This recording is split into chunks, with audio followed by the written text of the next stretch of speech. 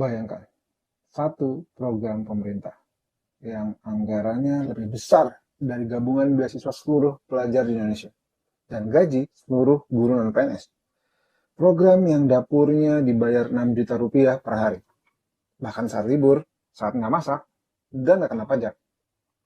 Program yang bikin 80% jurnalis Indonesia memilih diam, menyensor diri sendiri karena takut. Dan program yang dituduh ikut mengerek harga telur ayam cabai di pasar tradisional. Namanya makan bergizi gratis. Mari kita bahas. Nah, hari ini kita akan bahas tentang program makan bergizi gratis dari beberapa sisi. Dari hal-hal yang terbaru, karena kalau yang sebelumnya, kalian bisa lihat di episode ini, dan kita bahas tentang bahwa MBG ini program bagus yang disabotase oleh internalnya sendiri, oleh orang-orang yang terlibat di dalamnya. Silakan nonton MBG disabotase. Nah, kali ini kita akan bahas tentang program ini dari beberapa sisi yang paling update. Salah satunya adalah insentif SPPG yang tetap dapat uang meskipun nggak masak. Anggaran pendidikan yang jadi korban, jurnalis yang nggak berani ngomong tentang MBG, dan harga pangan yang terkerek naik karena MBG.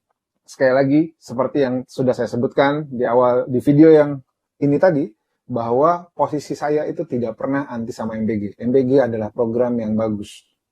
Tapi masalahnya, eksekusinya itu parah sekali. Eksekusinya membuat program yang bahkan bukan program. Jadi, ketika kita lihat ada kebijakan publik, itu yang paling tinggi itu adalah gerakan. Di mana semua orang ikut, bahkan tidak perlu dapat APBN, segala macam, dia ikut. Itu namanya gerakan. Nah, di bawah gerakan itu ada program. Jadi program itu bicara hal yang secara umum, pendekatannya bisa bebas macam-macam. Nah, paling bawah itu proyek, terpusat. Kalau program, ketika MBG ini jadi program, MBG ini akan ngasih uangnya ke sekolah-sekolah, sekolah-sekolah dibangun, untuk bisa bikin dapur sendiri, pesantren dikasih dapur sendiri, segala macam, mereka masak, fasilitasnya dikasih, dibagusin sama negara, uangnya dikasih ke mereka, mereka akan masak sendiri. Dan ketika misalnya ada tambahan-tambahan dari orang tua dan segala macamnya, mereka boleh nambah kualitasnya. Itu ketika itu jadi program.